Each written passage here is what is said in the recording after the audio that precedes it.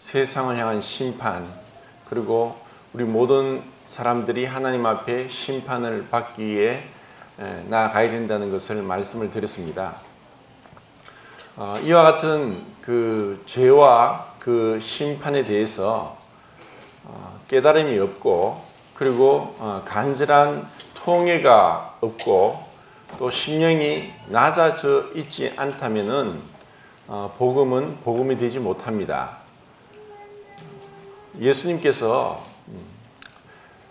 개에게 거룩한 것을 주지 말고 돼지에게 진주를 던지지 말라고 하셨는데, 이것은 너무나 귀하고 또 거룩하고 아름다운 것이기 때문에 그 가치에 대해서 알려고 하지 않고 준비되지 않은 자에게는 이것은 참 복음이 될 수가 없습니다. 제가 오전에 그룹 상담 시간에 그렇게 교제를 드렸는데,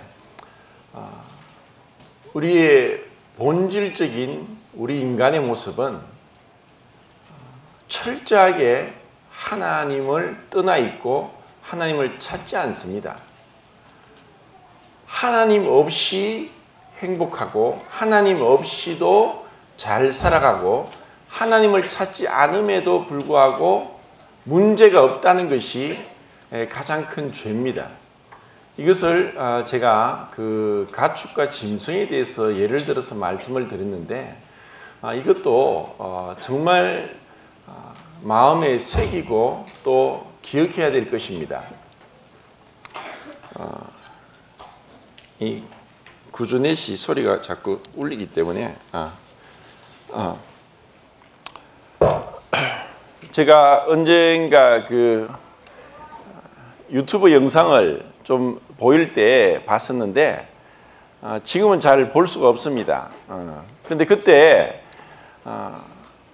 늙은 수사자와 수사자의 덩치의 거의 4-5배가 되는 버팔로가 피를 흘리면서 싸우고 있는 그런 장면을 봤습니다. 보통 그러한 장면을 볼 때 왜 이런 상황이 있을까에 대해서 사전 지식이 없으면은 그 내용을 알 수가 없습니다. 사자는 무리 지어서 살아가는 동물입니다. 10마리, 20마리 정도가 무리 지어 있는데, 수사자도 있고 암사자도 있고 그리고 새끼 사자도 있죠. 그리고 제가 그 사자들이 그 먹이 사냥을 할 때 수사자가 합니까? 암사자가 합니까? 예, 잘 하시네요. 암사자가 합니다. 그래서 암사자가 그 한 7, 8마리 뭐 이상이 한 목표물을 두고 공격을 해서 그 먹이를 사냥을 하면은 그 다음에 어떻게 하느냐? 가만히 지켜보던 수사자가 와서 먼저 제일 맛있는 내장 부위부터 해서 다 치웁니다. 그리고 배가 부른 가운데 수사자가 물러가면 암사자와 새끼 사자가 그 먹이를 이제 먹게 되죠. 그런데 수사자가 혼자서 버팔로와 힘겨운 싸움을 하는 것은 덩치로 그렇고 또 늙은 수사자가 늙었기 때문에 싸움에 상대가 되지 않습니다. 아무리 사자일지라도. 그럼 왜 늙은 수사자가 혼자 사냥하느냐? 그 무리에서 이제 축출을 당하죠. 그 왕의 자리를 쫓겨나서, 젊은 사자에게 쫓겨나서 이미 이제 늙은 수사자는 외톨이가 됩니다. 더 이상 무리가 없고 또 그는 사냥을 해보지 않았기 때문에 또 그 덩치로 또 나이 든 가운데 사냥을 못합니다. 그런데 이제 배가 고프니까 이제 막판으로 죽기사자 2판4판으로 자기 덩치의 4-5배 되는 버팔로와 싸우죠. 그래서 사자도 또 버팔로도 완전 피투성입니다. 치열한 싸움을 합니다. 끔찍합니다. 결국은 늙은 수사자가 버팔로 뿔에 치여서 완전히 이제 죽게 되는 것으로 영상이 끝이 나는데, 그렇다고 해서 버팔로는 멀쩡하지 않고 온몸에 피투성입니다. 제가 이것을 보면서 왜 이런 말씀을 드리느냐? 이것이 바로 죄입니다. 죄는 결코 양보하거나 또 자기를 포기하거나 상대방을 배려하거나 희생하거나 섬겨주거나 하지 않는 그러한 본성을 가지고 있고, 내가 살기 위해서 남을 죽여야 되는 적자생존의 세계입니다. 이것이 하나님이 6일 동안 천지를 창조하실 때 분명히 기록되어 있습니다. 여섯째 날 하나님은 창세기 1장 25절 26절에 보면은 짐승을 그 종류대로, 가축을 그 종류대로 만드셨다고 했습니다. 하나님은 동물들을 창조하실 때 짐승을 종류대로, 가축을 종류대로 따로따로 창조하셨습니다. 짐승은 히브리 언어에 하이라고 나오고 가축은 베헤마라고 나옵니다. 그러면 짐승과 가축이 어떻게 다르냐? 쉽게 예를 들어서 사자는 짐승의 대표가 되고 가축의 대표는 소라고 생각해 봅시다. 사자는 야행성입니다. 짐승은 야행성이라서 낮에는 낮잠을 잡니다. 잠을 잡니다. 밤에 활동을 하죠. 그러면 밤에 활동하기 위해서는 어두컴컴한 밤에 볼 수 있는 눈이 있어야 되고, 하나님께서 짐승들에게는 야간에 볼 수 있는 적외선을 볼 수 있는 눈을 주셨습니다. 그리고 그 눈에는 빛이 납니다. 만약에 밤에 활동하는 야행성으로 창조하셨는데 컴컴한 밤에 볼 수 없다고 하면은 그들은 살 수가 없습니다. 그렇지만 가축은 사람과 같이 낮에 활동하고 밤에 잠을 잡니다. 그리고 새 종류, 조류들은 밤이 되면 아무것도 볼 수 없습니다. 밤엔 날아다니지 않습니다. 그냥 가만히 자다가 이제 새벽이 되면은 그때 이제 활동을 하기 시작하죠. 그것이 이제 주행성과 야행성의 가축과 짐승의 차이고, 두 번째는 짐승의 세계는 적자생존 약육강식의 세계입니다. 철저하게 먹히든가 먹든가 둘 중에 하나입니다. 양보는 없습니다. 공존은 없습니다. 평화는 없습니다. 철저한 약육강식의 세계가 짐승의 세계입니다.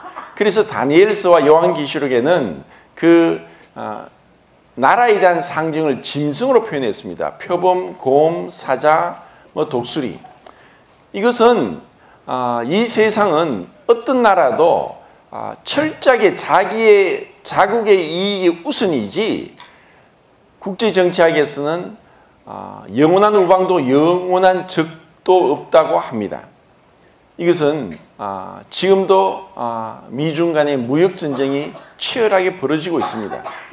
과거에는 총으로 대포로 쐈다면 지금은 무역전쟁을 하고 있습니다. 그렇지만 가축은 종이 달라도 평화롭게 서로 무관심하게 살아갑니다.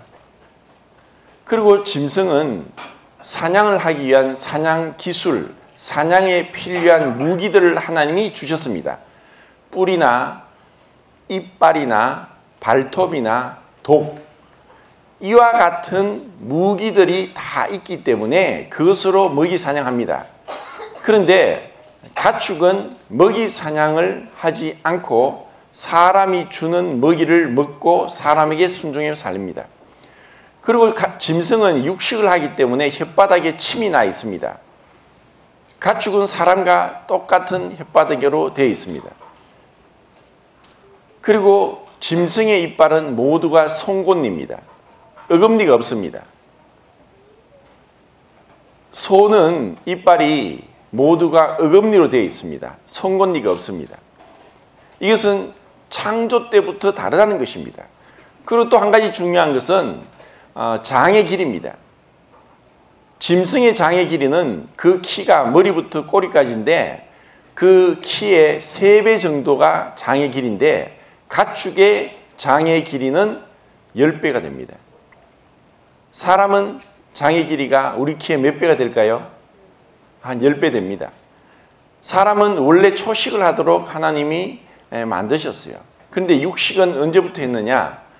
노아 홍수 이후부터 하나님이 육식을 허락하셨습니다.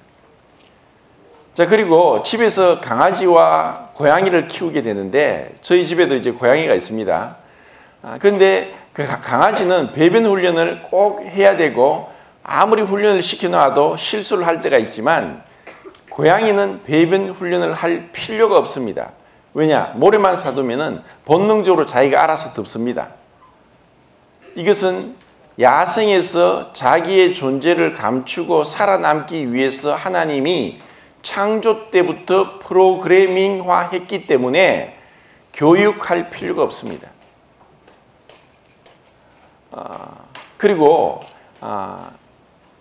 강아지는 목에 리드줄을 하고 산책을 많이 하지만 집에서 고양이를 키우는 사람들이 고양이 목에 줄을 매고 리드줄로 산책하는 거 봤습니까?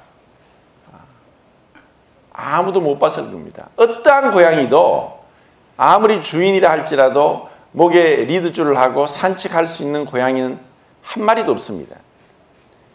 짐승은 사람에게 순종하지 않고 오직 자기를 위해 살아갑니다. 그리고 철저한 사냥 본능 기술이 있습니다. 고양이는 발톱을 깎아주면 나중에 또 뾰족하게 송곳처럼 날카롭게 자랍니다. 근데 개는 그렇지 않습니다. 사람처럼 뭉뚱합니다. 사냥을 하느냐 하지 않느냐 그 차이입니다. 자, 그러면은 이 짐승이 상징하는 것은 뭐냐? 종기치 하나 깨닫지 못하는 자는 멸망하는 짐승과 같도다. 하나님이 우리를 창조하신 목적은 하나님만 바라보고 하나님만 의지하고 하나님을 믿고 하나님을 위해서 하나님과 함께 살도록 창조했지만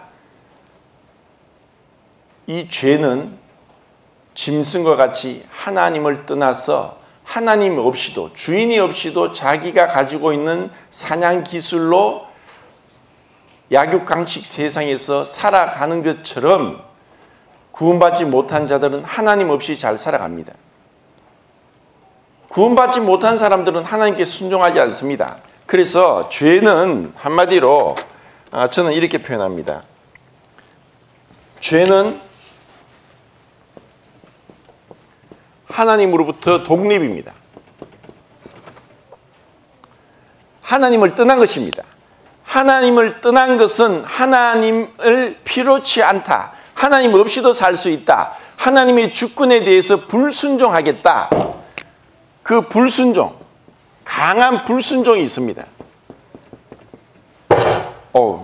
하나님을 믿는 것과 믿지 않는 것, 그것은 믿음으로 말미암은 순종이라고 해서 로마서 1장과 16장에 두 번이 나오는데 믿음은 순종으로 나올 때 그 믿음이 진정한 믿음입니다. 믿음은 우리 마음 속에 숨겨진 비밀이고 그리고 그 믿음은 비가시적이고 비체험적인 것입니다. 그런데 진정한 믿음은 반드시 순종으로 나오게 되어 있습니다. 그런데 그 믿음을 믿는다고 하면서도 어떠한 순종도 없다. 하나님을 찾지도 않는다. 하나님을 기뻐하고 즐거워하지 않는다. 하나님께 영광을 돌리지 않는다. 내 삶에 어떠한 변화도 없다. 성경 말씀을 읽고 싶어지지도 않고 읽지도 않고 읽어도 깨달음이 없다. 성도들이 보고 싶어지지 않는다. 또 교회에 오는 것이 즐거움이 기쁨이고 예배 드리는 것이 가장 큰 즐거움이다. 그리고 언제든지 수시로 하나님께 기도하는 그러한 마음이 일어난다. 그리고 구원받지 못한 자들을 향해서 당신은 예수 믿지 않으면 심판받습니다 하는 그런 말 한마디 할 수 없다. 그러면은 그와 같은 것들이 내 삶에 있어서 순종으로 이와 같은 구원받은 증거가 나타나지 않고 지식적으로 구원에 대해서 예수님에 대해서 알고만 있고 머리로만 생각하고 있다면 그것은 구원이 아닙니다. 그것은 짐승과 같이 하나님 없이도 잘 살아갑니다. 하나님께 순종하지 않습니다. 하나님으로부터 떠나 있고 하나님의 주권에 굴복하지 않습니다. 하나님의 뜻을 위하기보다는 내 뜻을 위해 살아가는 것입니다. 이것이 죄입니다. 이것은 철저하게 하나님 앞에 용납되지 못하고 심판을 받게 됩니다. 유다서에 보면 또 자기 지위를 지키지 않고 자기 처소를 떠난 천사들을 큰 날의 심판까지 영원한 결박으로 가두셨으며 우리에게는 우리의 위치가 있는데 우리가 그 위치를 벗어난 것입니다. 그것이 죄라는 것입니다. 이 죄 가운데서는 하나님을 떠나 있기 때문에 허물과 죄로 죽어 있고, 그리고 그 양심이 무감각하게 되어서 이 마음에서부터 하나님을 찾지도 않고 감동도 없고, 그리고 원하는 것도 없게 되어 있습니다.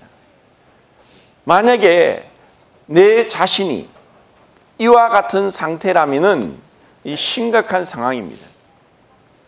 내가 머리로 아는 것, 이제까지 교회에 참석하고 부모님 따라 교회에 와서 복음을 수도 없이 들었는데 머리로는 알고 있지만 나는 하나님을 찾지도 않는다, 기도하지 않는다, 그리고 하나님을 절거하지 않는다, 순종하려고 하고, 그리고 이 교회가 오는 것이 너무 기쁘고 예배 드리는 것이 좋다 하는 그런 마음이 없다면은 지금 이 자리에서 하나님 앞에 회개하고 은혜를 구해야 됩니다. 그렇지 않으면은 아무리 어릴 때부터 뱃속에서부터 교회를 다녔고 부모님이 다 믿고 또 어릴 때부터 교회를 다니고 복음에 대한 지식이 있다고 할지라도 그것으로 우리가 구원받았다고 할 수 없는 것입니다. 이 복음은 너무나 순수해서 양극단으로 항상 치우치는데, 양극단이 뭐냐? 율법주의로 치우치든가 반율법주의 또는 율법 폐기론자가 될 수 있습니다.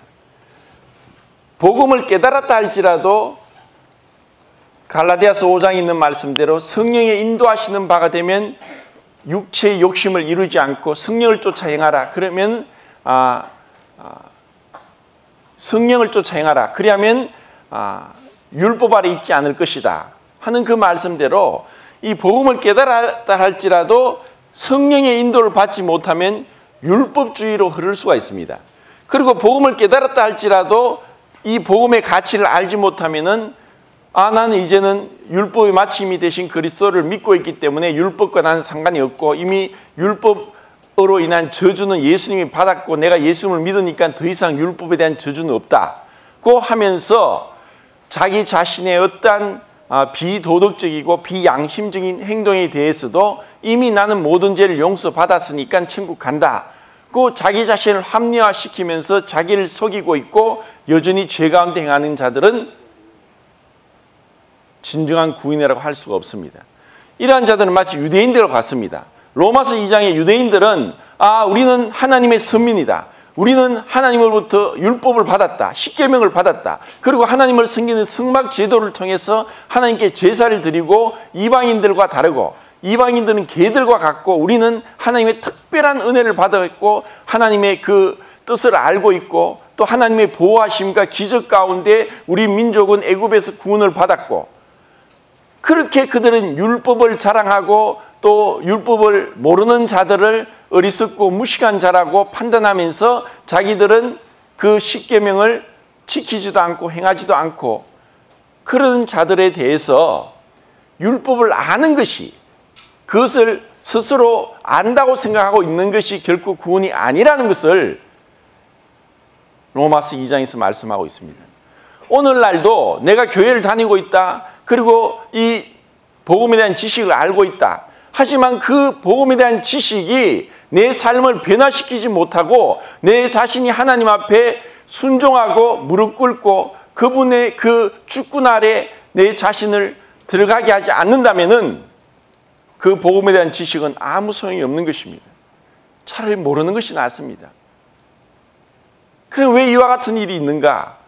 이것은 이 복음의 가치가 이 위대한, 이 아름답고 영원한 이 복음의 가치를 모르기 때문에 그러는 것입니다. 이 복음은 제가 오늘 그리스도의 사랑과 속죄에 대해서 말씀을 드리려고 하는데 복음은 사랑입니다. 사랑. 그런데 이 사랑을 사람들이 너무나 오해합니다. 이 사랑은 사랑을 위해서 반드시 전제 조건이 필요합니다. 그 전제 조건이 자유라는 것입니다.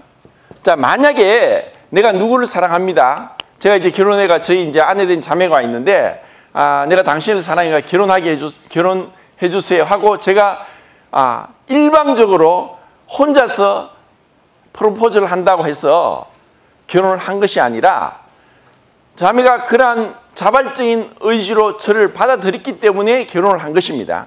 근데 만약에 저희 아내 된 자매가 저를 싫어하고 전혀 마음이 없고 사랑하지도 않는데 제가 강압적으로 강제로 굴복시켜서 사랑하게 하고 결혼했다면 그것은 사랑이 될 수 없습니다.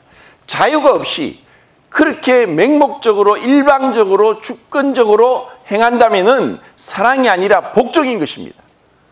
하나님은 우리를 사랑의 대상으로 만들었지 복종의 대상으로 만든 것이 아닌 것입니다. 그런데 이 사랑을 너무나 오해하고 있고, 그리고 왜 그러면은 그분이 우리를 왜 그토록 사랑했는가? 그런데 그 사랑이 무엇인가? 그냥 일방적으로 피상적으로 하나님이 나를 사랑하신다, 하나님이 세상을 이처럼 사랑하사 독생자를 주셨으니, 그냥 일방적으로 그냥 피상적으로 아무 뜻 없이 깊이 생각하지 않고 그렇게 얘기하는 것입니다. 그런데 정작 정말 그 하나님의 사랑, 하나님이 나 같은 자를 사랑하셨다, 하나님이 나를 사랑하신다, 내가 나 자신을 보더라도 내 자신이 밉고 불완전하고 그리고 정말 악한 자인데 어떻게 이와 같이 악한 나를 그토록 사랑하셨는가? 그것을 깨닫게 된다면 그 사랑의 깊이와 넓이와 높이와 길이를 깨닫게 된다면 내가 이때까지 살았던 것이 너무나 헛되고 무가치하고 부끄럽고 악한 것이었구나. 이 그리스도의 사랑, 이 완전한 사랑, 이 영원한 사랑이 어떠한지를 우리는 깨달아 알아야 되는 것입니다. 그러면은 이 사랑은 결국은 하나님을 떠난 우리 인간을 찾아온 사랑입니다. 우리는 하나님을 떠났습니다. 하나님과 독립을 했고 독립선언을 했고 그리고 하나님의 뜻에 불순종하면서 내 마음과 육체에 원하는 그 사랑의 본질상 진노의 자녀였습니다. 우리는 하나님을 떠났습니다. 그런데 하나님의 사랑은 우리를 찾아오신 것입니다. 그런데 하나님의 사랑이 우리를 찾아왔다 할지라도 하나님은 하나님의 본성에 위배되게 행하실 수 없기 때문에 하나님의 사랑은 우리를 찾아왔지만 하나님의 공의는 우리를 심판하셔야 됩니다. 그런데 이 사랑과 공의가 서로 모순되지 않고 또 배치되지 않고 서로 만족되기 위해서 반드시 십자가가 필요했습니다. 그래서 이것을 시편 85장 10절에는 긍휼과 진리가 서로 입맞추고 그렇게 아름답게 시적으로 표현을 했습니다. 어떻게 그 사랑과 공의가 서로 만족될 수 있을까? 이것이 바로 복음의 비밀이고 그것이 우리에게 주어진 하나님의 은혜의 선물입니다. 자, 하나님의 그 공의와 거룩하심으로는 죄에 대해서 결단코 용서할 수 없고 심판을 받아야 됩니다. 이에는 이고 눈에는 눈이고 상한 것은 상한 것으로 대은 것은 대음으로, 이것이 하나님의 공의입니다. 그런데 이것이 만족되지 않고 그것이 무시되면서 사랑하는 것은 하나님의 본성에 위배되는 것입니다. 그럼 어떻게 해서 공의가 만족되고 사랑도 만족되는가? 그리고 하나님이 우리를 사랑하시되 그 공의가 완전히 저촉되지 않게 완전히 그 두 가지 그 속성이 만족되기 위해서 하나님은 우리에게 십자가의 복음을 주신 것입니다. 자, 이 십자가의 복음을 전하기 전에 구약시대 때 하나님을 만났고 하나님의 사랑이 나타난 것이 어떻게 됐는가를 먼저 생각해보고 그리고 이제 십자가에 대해서 말씀을 드리겠습니다. 구약시대에 하나님을 만나기 위해서 장소, 시간, 그리고 자질, 자질이나 인격, 그리고 방법, 이 네 가지가 다 완전히 충족이 되어야만 하나님의 사랑이 나타나고 결국 하나님을 만나고 죄를 용서받고 그리고 하나님과 화평이 이루어졌습니다. 이 네 가지가 만족되지 않으면은 결코 하나님이 사랑을 나타내거나 나타나셔서 말씀하시거나 만나주지 않았습니다. 왜? 하나님은 너무나 거룩하시기 때문에 나를 보고 살 자가 없다. 하나님의 그 거룩한 두려움 앞에 누구든지 나가서 죽을 수밖에 없는 죄인들이기 때문에 그 죄가 덮여지고 용서받고 하나님을 만나기 위해서는 반드시 장소가 있었는데 그 장소는 지성소입니다. 지극히 거룩한 장소. 그것은 성막 안에 번제단과 물두멍을 지나고 또 성막을 지나고 휘장을 지나 지성소 안에 서만 하나님이 만나 주셨습니다. 그것도 언제? 7월 10일. 이것은 이스라엘에게 준 7절기, 유월절, 무교절, 초실절, 오순절, 나팔절, 대속제일, 초막절. 7가지 맞습니까? 빠졌습니까? 유월절, 무교절, 초실절, 오순절, 나팔절, 대속제일, 초막절. 그 대속제는 7월 10일 날 지성소에서 그 누구를 통해서 대제사장 아론의 자손들에게만을 통해서. 그럼 아론은 누구냐? 이게 한번 쓰려니까 많았어. 아브라함이 이삭을 낳았죠. 이삭이 야곱을 낳습니다. 야곱이 12아들을 낳았고 그리고 넷째 아들 셋째 아들 레이를 통해서 레이가 아들을 고핫과 게르손과 므라리 세 아들을 낳습니다. 그리고 고핫이 아므람과 이스할과 헤브론과 우시엘 네 아들을 낳았죠. 그리고 아므람이 아론과 모세를 낳았습니다. 그리고 아론이 나답과 엘리후와 엘라살과 이다말 또 4명의 아들을 낳습니다. 그래서 아브람, 이삭, 야곱, 레이, 고핫, 아므람, 아론, 이와 같은 족보로 그 아론의 자손들만 제사장과 대제사장으로서 하나님을 만날 수 있는 자격 조건이 되었습니다. 그 외에는 어떤 누구도 하나님을 못 만났고 만날 수 없었고 만나면 죽었습니다. 그러면 이와 같은 장소와 시간과 자질, 사람이 하나님이 정한 방법대로 나가지 않았다면은 그들도 즉각적으로 죽임을 당했습니다. 그래서 아론의 첫 번째 아들 나답과 아비후가 하나님이 정한 방법대로 하나님께 나가지 않았기 때문에 즉각적으로 불이 나와 살라져서 그들은 죽게 되었습니다. 불에 타 죽었지만 옷은 하나도 타지 않았습니다.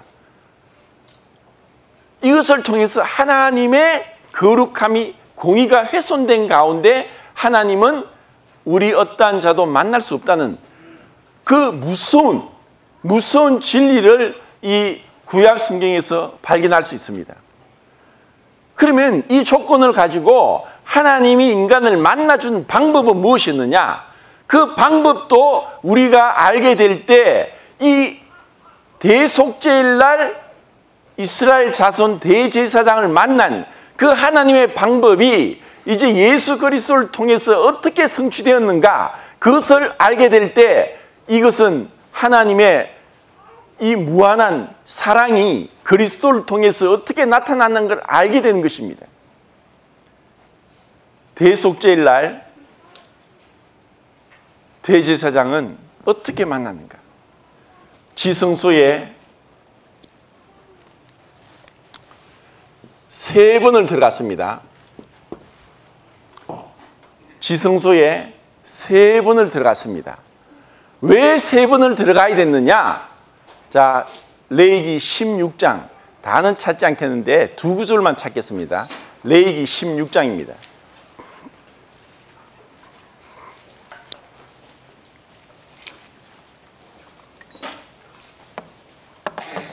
2절 읽겠습니다. 시작.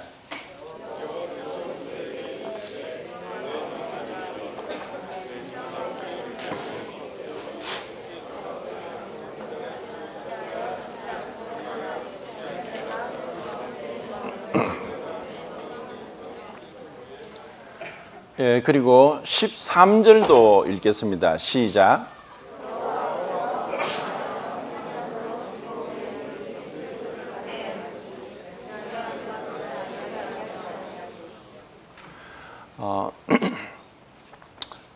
구절이 맞는지 모르겠는데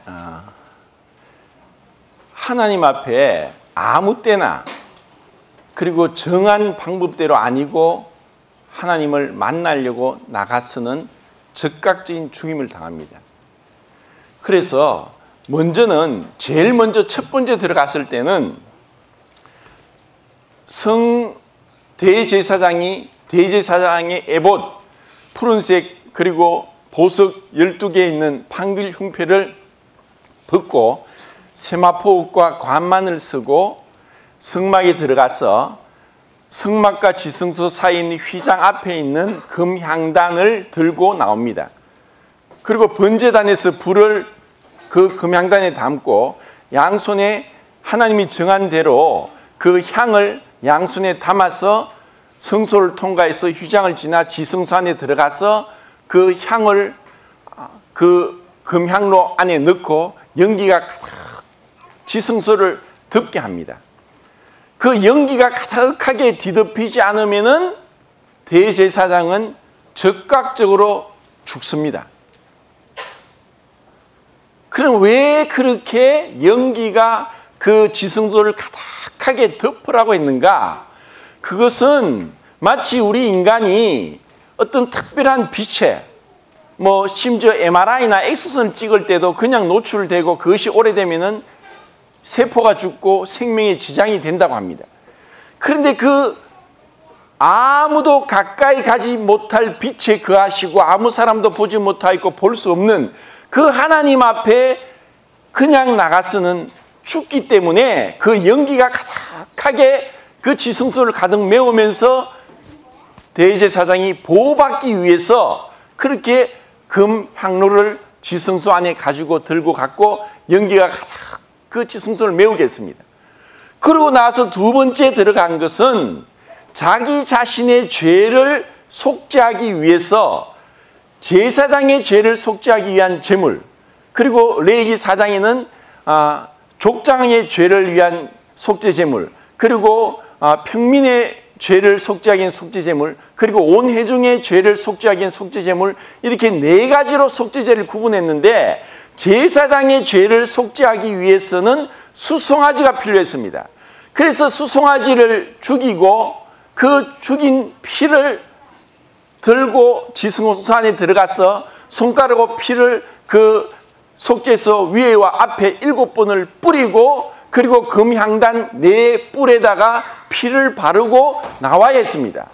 그것은 자기 자신도 죄가 있기 때문에 먼저 자기 자신의 죄를 속죄해야 될 필요가 있었던 것입니다. 그리고 세 번째, 염소 2마리를 가지고 와서 제비를 뽑습니다. 그리고 한 마리는 여호와를 위하여, 한 마리는 아사셀을 위하여 하고 제비를 뽑았고, 그 여호와를 위하여 뽑힌 염소, 순염소를 죽여서 그 피를 가지고 들어가서 이스라엘 백성들의 죄를 대신 속죄했던 그 피를 손에 묻혀서 속죄소 위에와 앞에 7번을 뿌렸던 것입니다. 이렇게 하지 않고는 죽임을 당합니다. 그리고 나와서 정한 사람이 몸을 씻고 세마포 옷을 입고 그 아사셀을 위하여 뽑은 염소를 데리고 광야로 무인지경으로 아무도 없는 곳에까지 가서 그 염소에게 안수하고 이스라엘 백성을 죄를 증가시키고 그 순염소를 멀리 떠나게 하든지 낭떠러지 떨어 죽게 하든지 해서 돌아왔습니다. 이렇게 철저하게 하나님이 정한 방법대로 하지 않았다가는 당장에 즉각적으로 죽을 수밖에 없는, 그것은 하나님이 너무나 거룩하시고 의로우시고 완전하시기 때문에 이런 방법으로만 하나님께서 딱 한 번 만나 주셨고 하나님이 말씀하셨습니다. 근데 이것은 1년간의 유효기간밖에 되지 않았습니다. 매년마다 이 일을 반복했어야 했습니다. 이것이 하나님의 이스라엘 백성을 만난 그 사랑의 만남의 장소에서 어떻게 그들을 만났는가를 말씀하고 있습니다. 자, 그러면은 우리가 잘 아는 대로 예수님은 어떻게 하셨는가? 자, 히브리서 7장을 보겠습니다. 히브리서 7장.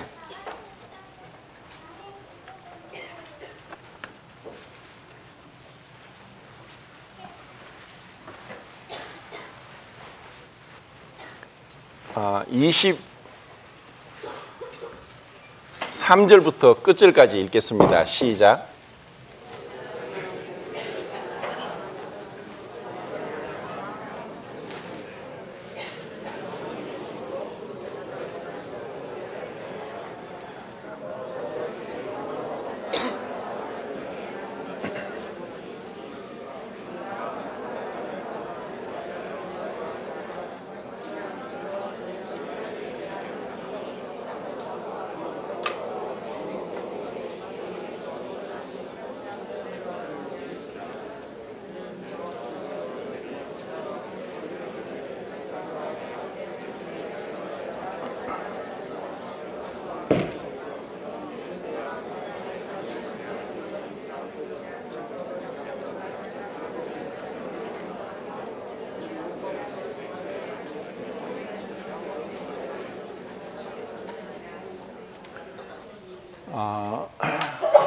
자, 예수님께서는 어떻게 그 하나님 앞에 나아가셨고 그리고 우리의 죄를 속죄하셨는가, 그것을 한마디로 단번에라고 했습니다. 이 단번에라는 것은 딱 한 번이란 뜻입니다.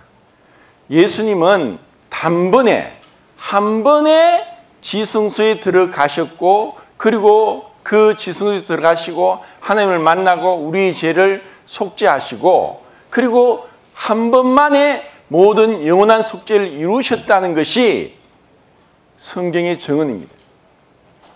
그러면 어떻게 예수님은 세 번이 아니고 한 번에 단번에 그것을 이루셨는가? 이것이 바로 놀라운 복음의 비밀이고, 이것은 복음에 대한 예수님이 우리를 위해서 이루어 놓으신 일보다는 예수님 그분이 누구인가, 그분이 어떠한 분인가에 대해서 우리가 더 먼저 알아야 되고, 우리가 믿는 것은 다만 예수님이 행하신 일을 믿는 것이 아니라 예수 그리스도가 누구신가, 그분이 무엇을 어떤 분인가, 어떤 인격인가를 그것을 먼저 믿어야 되는 것입니다. 자, 이스라엘 백성들이 대제사장이 지성소에 들어갈 때는 3번 들어갔습니다. 첫 번째 들어갈 때는 그 연기로 가득 채워서 죽지 않게 했습니다. 그런데 예수님은 첫 번째 들어간 그 연기, 금향로에서 나오는 그 연기가 필요하지 않았습니다.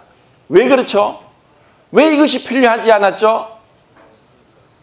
그것은 예수님은 바로 하나님이시기 때문입니다. 예수님은 하나님이시기 때문에 하나님과 영원 전부터 가졌던 그 아버지여, 내가 창세전에 아버지와 함께 가졌던 영화로서 지금도 아버지와 함께 나를 영화롭게 하옵소서. 창세 전부터, 영원 전부터 하나님이시고 하나님과 친밀한 사랑의 교제를 나누는 분이셨기 때문에 이 연기가 필요 없는 것입니다. 그럼 어떻게 그분이 하나님이 되실 수 있는가? 그것은 바로 그 이름을 임마누엘이라 하니 하나님이 우리와 함께 계신다. 마태복음 1장 23절에 말씀하고 있습니다. 그것은 예수님은 하나님이시고 인간이시란 것. 하나님이시고 반은 하나님이고 반은 인간이 아니라 완전한 하나님이시고 완전한 인간이라는 것입니다. 자, 이것은 참 중요한 부분인데 이와 같은 그 교리가 세워지기 위해서 많은 투쟁이 있었고 이단과 싸움이 있었는데 BC 이게 AD입니다. AD 325년 그리고 381년 451년 325년 니케아 회의와 381년 콘스탄티노플레스의 회의와 451년 칼케도네스 회의에서 예수님은 완전한 하나님이고 완전한 인간이다. 하나님과 인간의 그 본성이 서로 분리되어 있고 서로 조화되어 있고 그리고 그 본성이 서로 침해당하지 않으면서도 연합되어 있는 한 인격 안에 두 본성으로 존재하시는 하나님이시고 인간이시다 하는 그 긴 회의를 통해서 투쟁을 통해서 그분의 본성에 대해서 이제 정리를 하고 교리화하게 된 것입니다.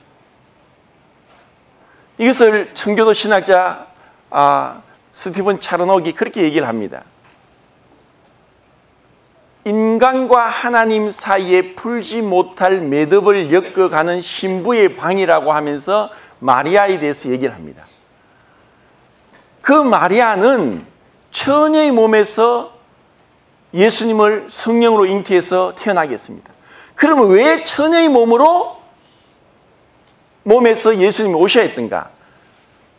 자, 우리는 말하기를 아브라함이 이삭을 낳고 이삭이 야곱을 낳고 야곱이 유다와 그의 형제들을 낳고 유다가 다말에게서 베레스를 낳고 베레스가 헤스론을 낳고 헤스론이 람을 낳고 람이 아미나답을 낳고 아미나답이 나산을 낳고 나산이 살몬을 낳고 살몬이 라합에게서 보아스를 낳고 보아스가 루드에게서 오벳을 낳고 오벳이 이세를 낳고 이세가 다윗을 낳고 하면서 이 족보가 나오는데 사라가 이삭을 낳은 것이 아니라 또 리브가가 야곱을 낳은 것이 아니라 아브라함이 이삭을 낳고 이삭이 야곱을 낳았다고 말씀합니다.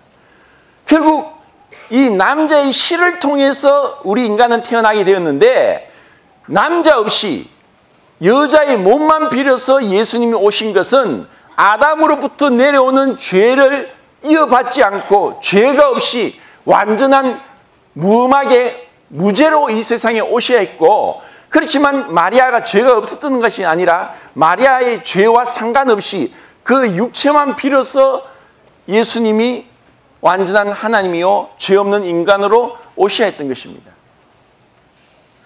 이것은 인류 어떠한 누구와도 같지 않은 유일하신 마지막 아담이요 둘째 사람인 그 예수님이 어떠한 분인가를 우리에게 말씀하고 있습니다.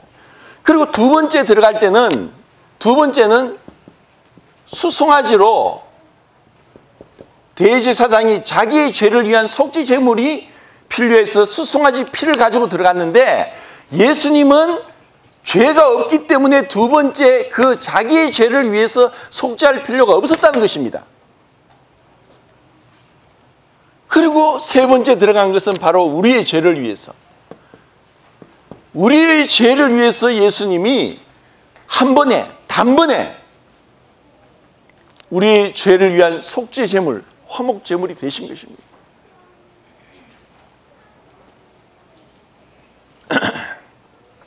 우리는 이 십자가의 깊이에 대해서 너무나 알지 못합니다. 우리 똑같은 사람임에도 불구하고 제가 전에 저 모임했던 우리 형제가 직업을 찾아서 이제 경기도 어느 돼지 농장에 와서 일을 하게 됐습니다. 그래서 제가 이제 경기도까지 그때는 운전을 할 수 있었기 때문에 운전을 해서 그 돼지 농장에서 그 형제 부부를 만나러 왔었는데 수백 마리의 돼지를 키우는 농장이었습니다. 그런데 깨끗하게 현대시설로 다 해놓았음에도 불구하고 그냥 그 가까이 가게 되니까 냄새가 말도 못합니다. 똑같은 피조물이고 동물임에도 불구하고 우리가 보는 돼지와 사람은 어떤 차이가 나느냐? 신명기 23장 13, 14절에 나중에 한번 찾아보십시오. 우리가 살아가는데 우리는 먹고 마시고 잠자고 배설하고 이렇게 하는데 우리가 살아가는 그 생활 속에서 그 불길한 것으로 인해서 하나님이 너희 중에 함께 할 수 없다 하고 말씀하면서 변을 볼 때 진 밖에 가서 삽을 가지고 가서 땅을 파고 그리고 묻고 들어와라. 그래야만 거룩한 하나님이 너희와 함께 하신다. 그런데 우리 사람 자체는 살아가는 것 자체가 한 걸음 옮기는 파사, 그 한 걸음 옮기는 그 파사가 파샤가 돼서 반역, 결국 하나님을 떠나 반역합니다. 하나님이 우리를 창조하신 것에 대해서 정말 알지도 못하고 알려고도 하지 않고 무관심합니다. 이스라엘 백성에게 십계명을 줬는데 그 십계명의 네 번째 계명이 뭡니까? 안식일을 지키는 계명입니다. 근데 그 안식일을 지키는 계명만이 첫 번째 주어질 때와 두 번째 주어질 때가 달랐던 것입니다. 첫 번째 출애굽기 20장과 40년 뒤에 그 시내산에서 받았던 십계명의 네 번째 계명과 40년 뒤에 모압 평지에서 받았던 네 번째 안식일 계명이 다르다는 것입니다. 어떻게 다릅니까? 출애굽기 20장의 네 번째 안식일 개념은 하나님이 6일 동안 천지를 창조하시고 일곱째 안식하셨기 때문에 안식하라고 안식일을 명하셨습니다. 아무 노동도 하지 마라. 어떠한 일도 하지 마라. 씨를 뿌리다가도 또 파종할 때가 되었더라도 그 일을 그만두고 안식하라 했습니다. 그리고 두 번째 모압 평지에서는 너희를 430년 동안 애굽살이 종살이 한 데서 구원해 내주신 하나님을 기억하고 아무 노동도 하지 말고 안식일을 거룩하게 지키라고 했습니다. 그것은 바로 창조와 구속, 창조와 구속에 대해서 우리에게 가르쳐 주는 것입니다. 우리는 하나님의 창조를 찬양해야 되고 우리를 구원하신 하나님을 찬양해야 됩니다. 그런데 우리가 정말 그렇게 하나님을 깊이 묵상하고 이것에 대해 감사를 하느냐? 하지 않는 거예요. 이것에 대해서 이 가치를, 이 어마어마한 그 하나님께서 인간이 되셨다는 그 성육신의 비밀에 대해서 그분의 무한히 자기를 낮추시고 겸비하게 인간의 모습으로 오셨다는 것, 하나님과 동등됨을 취할 것을 여기지 아니하시고 자기를 비워 종의 형체를 가져 사람의 모양으로 나타나셨으며 죽기까지 복종하셨으니 곧 십자가에 죽으십니다. 그 무한히 영원하신 하나님이 어떻게 해서 인간의 몸을 입고 오셨고 그 우리의 죄를 지셔야 했던가? 그것을 우리가 너무나 모르고 무관심하고 그분의 완전한 자기 부인과 완전한 자기 포기, 그 희생을 우리가 모른다는 것입니다.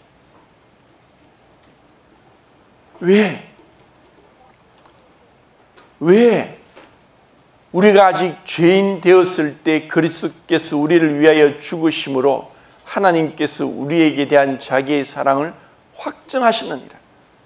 내가 죄인 되었을 때, 이 죄인 되었을 때, 자, 제가 오전에 죄에 대해서 말씀을 드릴 때 우리 인간은 태어나면서부터 죄 가운데 났고 구속됐다고 했죠. 자, 그 구속은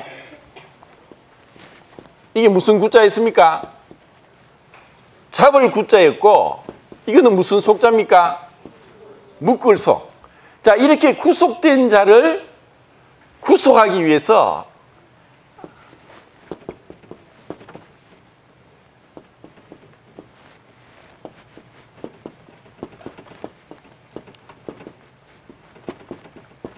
이 구자는 구원할 구자고 이 속자는 속죄할 속자입니다.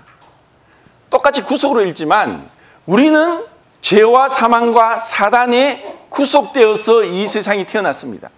우리는 어떤 누구도 내 스스로 죄와 사망과 사탄으로부터 벗어날 수 없습니다.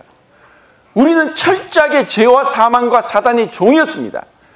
그런데 우리를 그 구속된 가운데 구원하고 속죄하기 위해서 예수님이 아니면은 그 창조주, 심판주가 아니면 우리의 구원주가 되실 수가 없습니다. 그분은 우리의 창조주십니다. 그리고 우리를 구원하시는 주십니다. 그런데 그 구원의 주를 내가 거절하고 외면하고 그 사랑을 받아들이지 않는다면 우리는 심판주 앞에 서게 되어 있습니다. 그분은 십자가에 피 묻은 손으로 우리를 향해 내미십니다. 내가 너희 죄를 위해서 대신 하나님의 형벌을 받았다. 네가 아직 죄인 되었을 때, 원수 되었을 때, 경건치 아니하고 그리고 연약할 때 너를 위해 너희가 하나님의 형벌과 저주를 받아야 될 것을 내가 대신 다 받았다. 그리고 그분이 사랑의 손을 내미십니다. 이것은 우리가 자발적으로 그분의 사랑에 감동되어서 이 나 같은 죄인을 위해서, 원수된 자를 위해서 그분이 어떻게 하셨는가를 알고 그분 앞에 자발적으로 나와야 되는 것입니다. 그분의 사랑의 손을 붙잡을 때 그분은 결코 외면하지 않습니다. 어떠한 죄인도 용서하실 수 있는 무한한 보혈의 가치가 바로 하나님의 피로서 우리를 구속하셨기 때문입니다.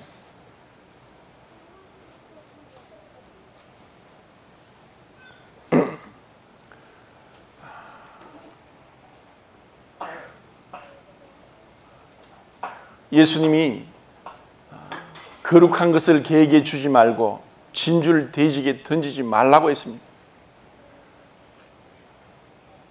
우리가 어떠한 자입니까?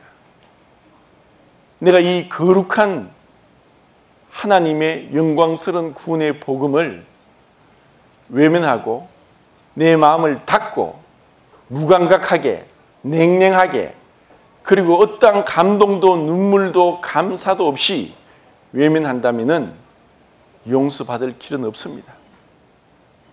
차라리 태어나지 않은 것만 못합니다. 그 십자가는 어떠한 죄인도 용서할 수 있습니다. 그리고 어떠한 죄도 용서받지 못할 죄가 없다는 것입니다. 왜냐? 그 하나님의 사랑이, 하나님의 완전하심이 그 모든 공의를 만족했기 때문입니다. 이제 우리는 그분 안에서, 이제 그리스도 예수 안에서 결코 정죄함이 없나니 하고 기뻐하고 즐거워할 수 있는 것. 이제는 내가 참된 평안을 찾았고 내 모든 죄가 예수님이 다 지고 가셨기 때문에 더 이상 내가 하나님 앞에 어떠한 형벌을 받을 필요도 없고 받을 이유도 없다 하고 깨닫는 것입니다.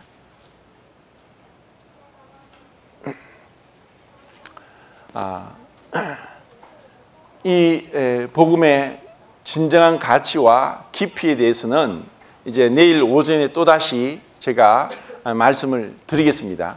그런데 이 복음, 하나님의 이 복음은 바로 하나님의 사랑의 표현이고 자신의 모든 것을 주신 것이고 그리고 천사들도 살펴보기를 원하는 것이고 그리고 이것은 영원한 것이고 결코 사라지지 않을 것이다 하는 것을 우리가 알게 된다면 처음에는 이것이 희미하고 또 이 가치에 대해서 깊이에 대해서 완전하게 모른다 할지라도 정말 내 마음을 열고 이것을 알고자 하고 또 이것을 묵상하고 한다면은 하나님은 놀라운 은혜를 주실 것입니다. 아까 제가 짐승에 대해서 말씀을 드렸는데 이 짐승은 특히 이제 뱀을 한번 생각해 보겠습니다. 뱀은 먹이를 어떻게 먹죠? 예? 그렇죠. 삼키죠. 생택지 베리가 쓴 어린 왕자에 보면은 그 뱀이 코끼리를 먹은 그림이 나오죠. 뱀은 그냥 아무리 큰 거라도 물고 그대로 삼켜서 그 통째로 그 먹잇감이 배 속에서 녹아서 소화되도록 하기 때문에 삼켜 먹습니다. 자, 그런데 소나 양은 먹이를 어떻게 먹죠? 예? 예? 뜯어 먹어요. 계속 씹어 먹죠. 근데 이 소나 양은 되새김질 하죠. 되새김질 하는 것을 한자로 뭐라고 하죠? 반추동물이라고 하죠. 이 되새김질을 하는데, 그러면은 그 소나 양은 위가 몇 개가 있을까요? 4개가 있습니다. 자, 그런데 그 첫 번째, 두 번째 보통 우리 위에는, 우리 사람도 그렇고 동물도 그런데 위에는 뭐가 있냐? 산이 있어요. 위산. 이것은 강산입니다. pH 농도가 거의 뭐 3, 4, 5 정도 된 강산입니다. 그런데 만약에 그 소나 양의 그 첫 번째, 두 번째 위에 위산, 강산이 있다면은 이 음식을 먹고 나서 다시 되새김질하고 올릴 때 산이 너무나 독하기 때문에 되새김질 할 때마다 괴로울 것입니다. 그런데 하나님께서 소나 양의 첫 번째, 두 번째 위에 산이 없도록, 나오지 않도록 처음부터 설계했습니다. 자, 이 되새김질 하는 것은 뭐냐? 결국 레위기 11장, 12장에 먹는 음식과 먹지 못하는 음식을 하나님이 구분하셨는데, 결국 이 먹는 것과 먹지 못하는 것은 무엇을 의미하느냐? 이것은 철저하게 이방인과 분리되는 것을 얘기하는 분리.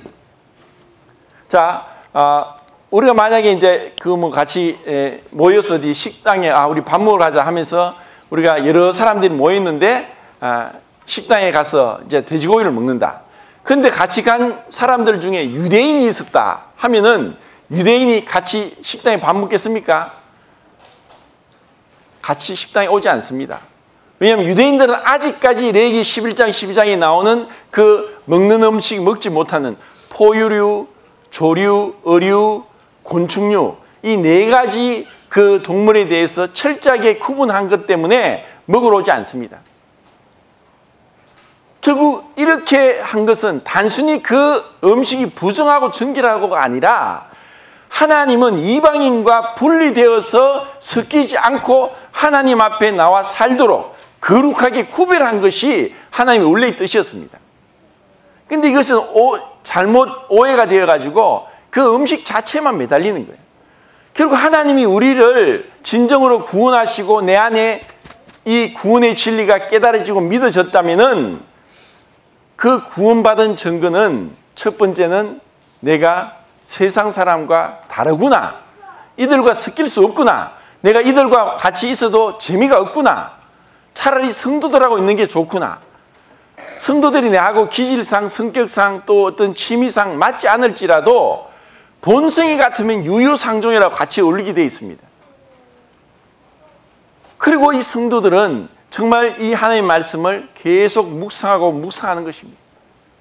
이 말씀을 읽고 끝나는 것이 아니라, 그리고 예수 그리스도의 십자가에 대해서 그것을 묵상하고 또 생각하고, 그리고 그것이 정말 내 마음에 와닿고 깨달아지고 믿어지고 감동이 되고 눈물이 나고 무한한 찬양을 돌려드리기까지 우리가 그 깊이에 계속 들어가기 위해서는 하나님 앞에 겸손하게 우리의 생각이 골몰하고 그것을 바라봐야 됩니다.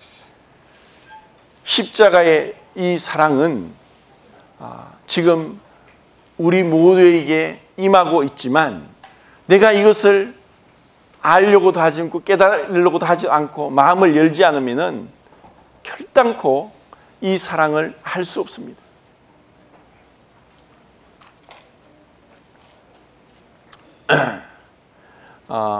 제가 아는 분 중에 그 원자력 발전소에 근무하는 분이 계시는데, 그분이 이제 하는 일은 뭐냐면은 그 원자력 발전소 안에서 작업을 하고 나오는 사람들을 이제 온 몸을 체크합니다. 이제 머리부터 발까지 전부 다 이제 방진복을 입고 있기 때문에 우선 그 방진복을 다 체크를 해서 방사능 물질이 0.001mg도 묻어 나오지 못하도록 완전히 세척을 하고 깨끗하게 된 자들만 통과를 시킵니다. 그리고 이제 통과를 시키고 또 이제 자기의 그냥 몸을 이제 그 방진복을 벗은 가운데 또 몸을 체크하는데, 그때 이 기계에서 빨간색이 나오고 소리가 나면은 그 방진복을 입고 할지라도 입고 벗고 하는 중에 미량의 방사능 물질이 몸에 들어오면은 또 빨간색으로 표시가 나면서 소리가 빽 납니다. 그러면 그 사람은 그 방사능 물질을 다 깨끗하게 씻기 전에는 결단코 밖으로 나올 수가 없습니다. 신발에 조금 묻었든지. 근데 이제 그런 일을 계속 하는데 한 번은 이 사람이 이제 방진복을 다 이제 체크하고 벗고 이제 몸을 씻고 나오는데 이 얼굴에서 벌겋게 표시가 나면서 소리가 나는 거예요. 그래서 지금 아직도 묻어 있는 것 같으니까 또 씻으세요. 해서 이것을 막 5번, 6번을 씻다가 보니까 이제 얼굴이 막 벌겋게 되고 이 사람은 이제 불안해지기 시작합니다. 내가 이러다가 못 나가는 게 아닌가. 그래서 아무리 해도 이상하다 해서 이제 그 사람에게 가서 이제 그 기계를 쫙 대보니까 이 눈에서 계속 소리 나고 벌겋게 표시가 나는 거예요. 그래 그 사람 이제 눈꺼풀을 뒤집어서 면봉으로 싹 이제 닦아냈는데 보이지도 않는데 닦아냈는데 그 뒤에는 그 소리도 없고 빨간색도 없다는 것입니다. 눈에도 보이지 않는 이 조그만한 그 방사능 물질 때문에 그 사람이 이 밖으로 나오지도 못할 수도 있었다는 것입니다. 이것은 뭐냐? 하나님 앞에서도 우리가 이 우리의 죄에 대해서 이 죄는 내일 제가 좀 더 자세히 말씀드리겠는데 죄의 형벌입니다. 죄의 형벌로부터의 구원인데 그 죄의 형벌로부터의 구원이 완전히 이제 더 이상 나는 하나님 앞에 심판받지 않는다. 내가 어떠한 죄도 이전에 그리고 지금 앞으로 지을 죄도 이미 2000년에 그분이 영원한 속죄를 이루셨다 하는 것을 믿어지고 깨달아지면은 첫 번째 평안이 옵니다. 그리고 감사가 옵니다. 그리고 기쁨이 옵니다. 그리고 예배를 드리게 됩니다. 그리고 성경 말씀이 읽어지고 깨달아지고 순종하게 되어 있습니다. 그리고 교회에 오는 것이 기쁨이고 그리고 성도들을 보는 것이 기쁨입니다. 그리고 이 복음을 전하지 않을 수 없게 됩니다. 이러한 그 구원받은 결과, 죄의 형벌로부터 심판으로부터 구원받은 결과가 나오지 않는다면은 여러분 아직까지 구원받은 것이 아닙니다. 그 나무는 열매를 보고 압니다. 나에게 어떠한 열매가 맺히느냐? 여전히 내가 하나님으로 독립되어서 내가 원하는 것을 하는 것이 기쁨이고 하나님의 뜻에 상관이 없이 살아가느냐? 그렇다면 머리로 이 복음의 지식이 있을지라도 그것은 구원이 아니라는 것입니다. 그리고 하나님 앞에 이렇게 면밀하게 검사해서 조금의 죄라도 나온다면은 결단코 천국에 들어갈 수 없습니다.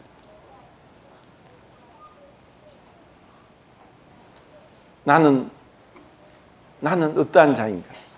나는 하나님 앞에서 정말 그 죄를 용서받았는가? 이것이 마음으로 믿어지고 이해가 되고 감동이 되고 그리고 이제 자유할 수 있는가? 이제 나는 그리스도 예수 안에 결코 정죄함이 없나니 하고 기뻐할 수 있느냐? 이제 우리가 믿음으로 말미암아 하나님과 화평을 누리자 하면서 이제 화평한 가운데 안식 가운데 들어가느냐? 짐승은 결코 안식이 없습니다. 평안이 없습니다. 그런데 우리는 참된 안식과 평안을 가지고 있다는 것입니다. 이 차이는 너무나 큽니다. 이 죄의 형벌로부터의 이 구원, 그 더 이상 나는 정죄함이 없다. 그것은 바로 이 죄를 씻는 그 피의 가치입니다. 제가 11년 전에 녹내장 진단을 받고 계속 병원 치료를 했지만 계속적으로 악화가 되고 진행이 되면서 지금은 거의 1, 2%밖에 남지 않은 가운데 있습니다. 그런데 제가 한 7, 8년 전에 그러니까 이 녹내장이라는 질병은 원인도 알 수 없고 수술도 안 되고 약도 없습니다. 지금 현대의학으로서 할 수 있는 것은 다만 안압을 떨어뜨리는 점안액을 눈에 투여하는 것밖에 없습니다. 그런데 저는 정상 안압 녹내장입니다. 정상 안압은 10에서 21이 정상인데 정상입니다. 그런데도 제가 정상이지만 다른 사람에 비해서 이것이 망막의 시신경을 손상할 수 있다고 해서 안압 약을 넣다가 그것을 딱 끊어버리고 전적으로 하나님께 맡겼습니다. 그러면서 제가 무엇을 깨달았나 하면은 그래, 이 몸도 하나님이 주신 것이다. 그리고 하나님 것이지 내가 이제껏 눈을 너무 혹사했구나 하고 회개하는 마음으로 이제 더 이상 어떠한 약도 치료도 하지 않은 가운데 나에게 있는 것을 하나님이 주셨는데 이제 하나님께 그 보답하는 마음으로 헌혈을 시작했습니다. 그래서 지난달까지 54번을 했습니다. 저는 이제 100회를 채우는 게 목표인데 그러기 위해서는 건강관리를 해야 됩니다. 제가 왜 그렇게 했느냐? 레위기 17장 11절에 육체의 생명은 피에 있음이라 내가 이 피를 너희에게 주어 제단에 뿌려 너희 죄를 위하여 속죄하게 하였나니 생명이 피에 있으므로 피가 죄를 속죄하느니라 하는 그 말씀을 보면서 이것은 나의 것이 아니고 주님의 것이다. 그리고 세상에서 사고로 질병으로 수술하다가 피가 모자라면은 죽게 되니까 피는 생명이니까 만들 수 없다. 혈장이 있고 혈소판이 있고 백혈구가 있고 적혈구가 있고 그리고 그 안에 미세 미네랄이 일정량을 항상 유지하면서 그 피가 이제 우리 몸에 12만 킬로미터를 계속 순환하도록 했는데 그와 같은 그 피는 인간이 절대로 만들 수 없습니다. 그리고 그 피는 생명이기 때문에 내가 매혈을 처음에 했지만 처음에 이 매혈은 비인도적이라고 해서 그냥 헌혈을 합니다. 그런데 우리의 피는 죽어가는 사람을 살릴 수 있지만 어떠한 사람의 죄도 씻을 수 없습니다. 예레미야 2장 22절에 우리가 허다한 비누를 쓰고 잿물로 스스로 씻을지라도 그 죄가 그저 있으리니 우리의 죄는 어떠한 것으로 씻을 수 없습니다. 내가 아무리 노력하고 애쓰고 할지라도 갈라디아 3장 10절에는 무릇 율법 행위에 속한 자들은 저주 아래에 있나니 기록된 바 율법책에 기록된 대로 모든 법을 항상 지켜 행하지 아니하는 자는 저주 아래에 있습니다 하고 말씀했습니다. 우리는 그 율법을 율법대로 다 지켜야만 들어가는데 그 지킬 육체가 없고 율법을 어긋담을 얻을 육체가 없습니다. 그러면 그 율법 때문에 야고보서 2장 10절에 온 율법을 지키다가도 하나를 범하면 모두 범한 자가 된다. 그래서 우리는 수많은 율법을 범하면서 그 행한 대로 심판을 피할 수 없는 자가 되었습니다. 그래서 이와 같은 우리의 죄에 대한 완전한 속죄가 예수 그리스도의 십자가의 보혈입니다. 그것은 하나님의 피입니다. 완전한 깨끗한 죄가 없는 피입니다. 거룩하고 악이 없고 더러움이 없고 죄인에게서 떠나 계신 그 분의 피입니다. 그리고 그분은 그 물과 피를 다 쏟았습니다. 우리 몸에는 70%가 물이고 우리 혈액에는 94%가 물이고 우리 세포에는 99%가 물입니다. 이 물은 H2O입니다. 수소 분자 2개와 산소 원자 하나가 결합되어서 물이 됩니다. 근데 이 단순한 H2O를 아직까지 이 H2O의 비밀을 알지 못하고 있습니다. 재작년에 그런 뉴스가 났습니다. 4세대 입자 가속기를 우리나라에서 세계 3번째로 만들었다는 뉴스가 나왔습니다. 포항공과대학에 4세대 입자 가속기를 만들었는데 이것이 세계 3번째입니다. 첫 번째는 미국이고 두 번째는 일본이고 우리나라가 3번째 4세대 입자 가속기를 만들었습니다. 그러면서 그 전자를, 입자를 빛의 속도에 가까이 1초에 30만 킬로미터 빛의 속도 가까이로 충돌시켜 보내면서 이 H2O, 수소 원자 두 개와 산소가 만나는 순간을 포착하는 것을 연구한다는 것입니다.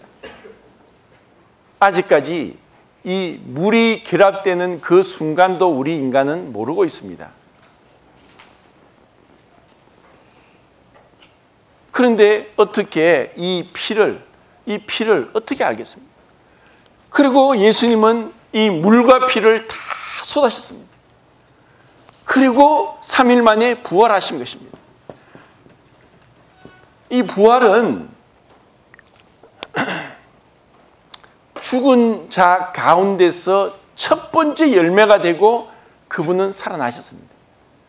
그리고 그분은 이제 완전히 새로운 신령한 몸, 영의 몸, 이 3차원의 시간과 공간의 세계에 종속되지 않는 이 다른 차원의 영의 몸으로 몸을 갖고 부활하신 것입니다. 이것이 우리에게 참된 이 신앙의 우리의 목표고, 우리는 아직까지 몸의 구속을 받지 못했습니다.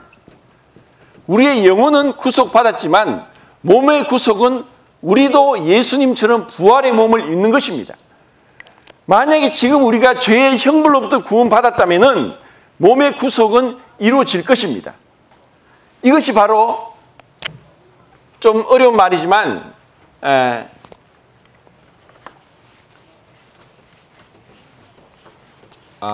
다음에 할 것을 조금 이제 몇 번 더 말씀을 드리고 몇 가지 말씀드리고 이제 마치겠습니다.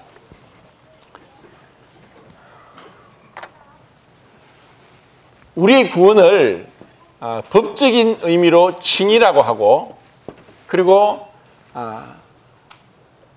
제사적인 목적으로 화목이라 그러고, 상업적인 용어로 구속이라고 합니다.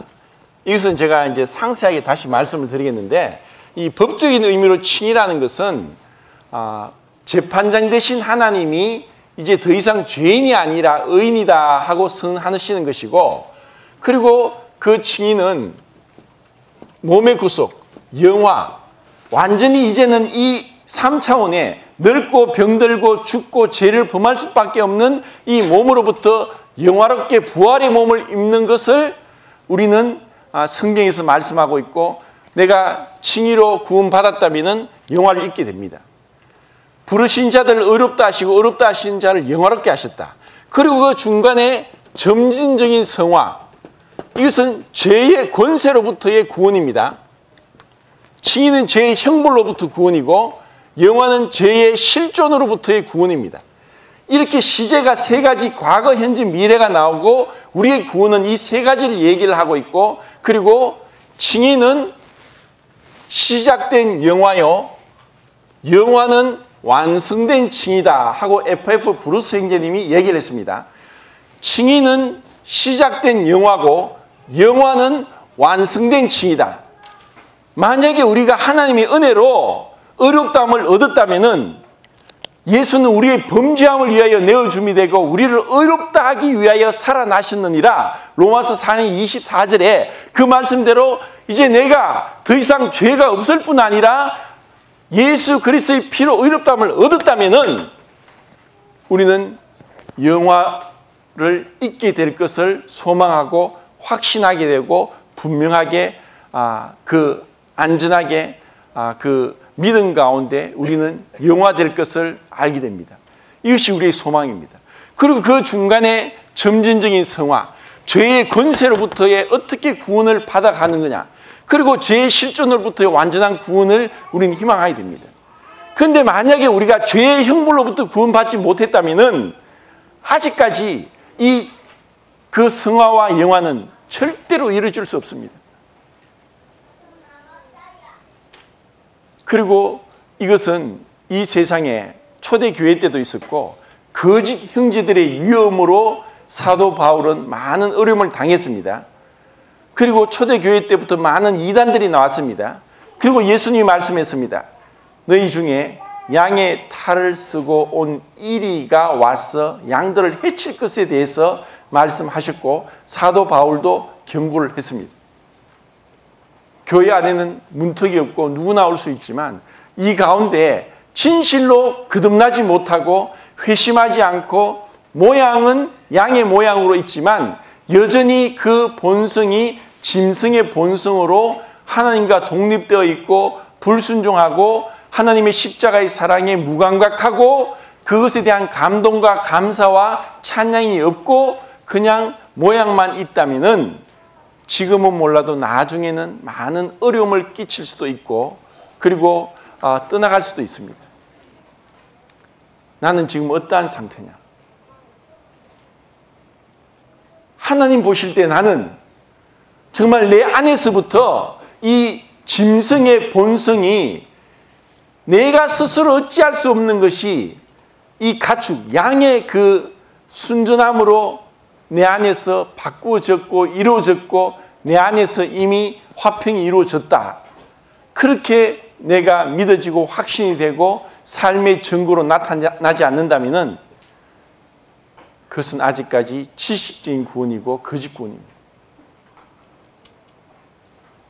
그리고 이것은 정도의 차이는 있을 수 있지만 믿는 부모님께서 자라서 별 어려움 없이 세상에 어떠한 죄도 없이 계속 그냥 평범하게 그렇게 살아간다 할지라도 정직하게 하나님 앞에 오늘 저녁 무릎 꿇고 기도하면서 말씀을 피고 자기 자신을 살펴보십시오. 메타노에오, 하나님 앞에서 하나님이 보시는 관점에서 내 자신이 어떠한지, 정말 내가 그 그리스도의 사랑에 감동되어서 그리스도의 사랑이 나를 강건하시는도다. 그리스도의 사랑에 감동이 되어서 내가 지금 교회 생활하고 헌신하고 세상과 분리되고 살고 있는가 하는 것을 면밀히 살펴보십시오. 그 그리스도의 사랑을 느끼고 만지고 또 믿어지고 확신이 안 된다면은 정직하게 다시 하나님 앞에 나와서 하나님 앞에 은혜를 구해야 됩니다. 하나님, 저를 구원해 주십시오. 제가 끔찍한 둘째 사망, 지옥의 형벌을 피하길 원합니다. 저를 구원해 주십시오 하고 주님 앞에 엎드러져야 될 것입니다. 이제 말씀을 정리하겠습니다.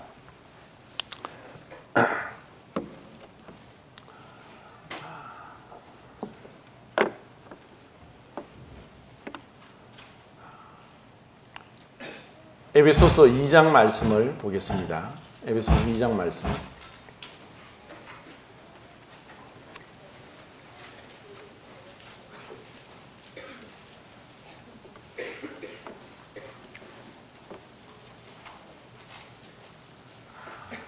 (1절) (2절) 한번 읽어보겠습니다. 1절 2절 시작.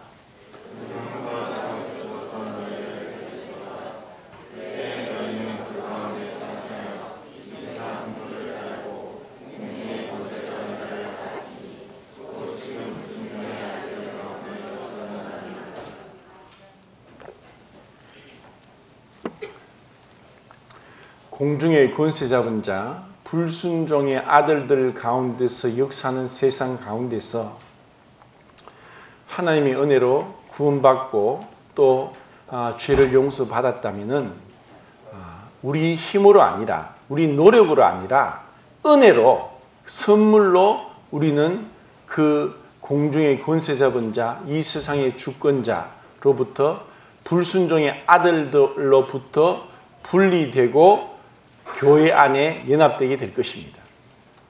자, 이것을 1장 13절에서 하시는 그 말씀을 읽고 마치겠습니다. 1장 13절입니다.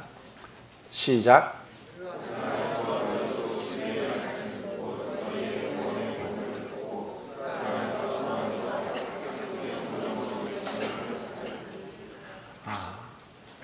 우리가 이 복음, 진리의 말씀, 구원의 복음, 이 생명의 말씀을 듣고 마음으로 믿었다면은 하나님이 약속의 성령으로 인치듯 도장을 찍고 소유 삼으시고 안전하게 보호하시면서 우리 안에 내주하십니다.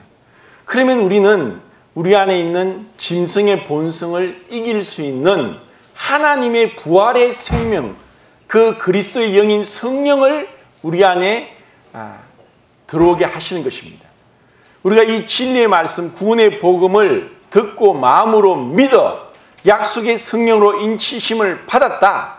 이제 나는 그리스도의 피로 구속함을 받았다. 그리고 이제 나는 그리스도 안에서 자유한 자다. 결코 정죄함이 없다. 이제 심판이 지나갔다. 이제 하나님의 은혜로 구원을 받았다 하는 그와 같은 기쁜 마음이 여러분에 있기를 바랍니다. 이 말씀으로 하나님 앞에 확정을 얻고 그리고 그 말씀을 힘입어서 죄의 권세로부터 현재적인 구원을 받아가고 그리고 점진적인 성화로서 죄의 실존으로부터 구원받는 영화를 입기까지 신앙의 이 위대한 경주를 할 수 있는 여러분들이 되기를 바랍니다. 그래서 마치겠습니다.